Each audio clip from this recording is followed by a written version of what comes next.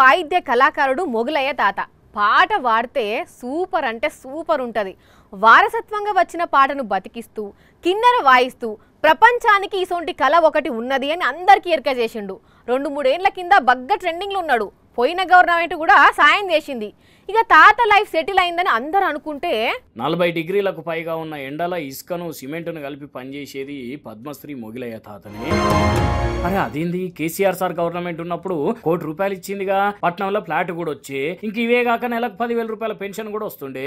కష్టాలలో ఉండి మరి కళను బతికిస్తున్నాడని గవర్నమెంట్ సాయం చేస్తే మళ్ళీ ఎండలు ఎందుకు పనికి పోతున్నాడు అంటే, సాయంగా వచ్చిన ₹1 కోటి బిడ్డల పెళ్లిళ్ళు చేస్తే అవి అయిపోయినాయట. ఇక నెలకు వచ్చే 10,000 బతకొచ్చు అనుకుంటే 5 నెలల నుంచి వస్తలేవట. అసలే అనారోగ్యంతో బాధపడుతున్న కొడుకు మందు గోళీలకు టానిక్లకు కలిపి నెలకి ₹7,000 దాకా అవుతున్నాయట. చేతులనేమో కూడబెట్టిన పైసలు లేవట. అందుకే ఏం చేయాలనో తెలియక ఇట్లా పనికి పోతున్నాడట తాత. అన్నట్టు పోయిన గవర్నమెంట్ కేటాయించిన 600 గజాల స్థలం కూడా ఇంక ఇయ్యలేదట. 3 సార్లు రంగారెడ్డి కలెక్టర్ ఆఫీస్ కు పోతే ఇప్పటికి 3 కలెక్టర్లు మారి ఫైల్ను కదిపినట్టే కదిపి అట్లనే ఆపినరట.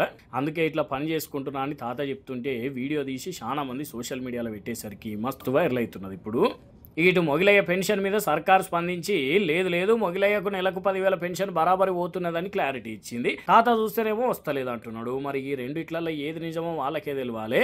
ఇదే ముచ్చట మీద మాజీ మంత్రి రామన్న కూడా స్పందించి ఖచ్చితంగా మొగిలయ్యను ఆదుకుంటాం, నా ఆఫీస్ సిబ్బందిని అర్జెంటుగా మొగిలయ్య దగ్గరికి పొమ్మని చెప్పినా నేను వ్యక్తిగతంగా ఆదుకుంటా అని భరోసా ఇచ్చిండు. కానీ మొగిలయ్య ఫేమస్ అయ్యి వార్తలకు ఎట్లెక్కిండో అట్లనే ఏదో ఒక వివాదంతో కూడా అప్పుడప్పుడు ఇట్లా వార్తలకు ఎక్కుతూనే ఉన్నాడు. ఏందో మరి.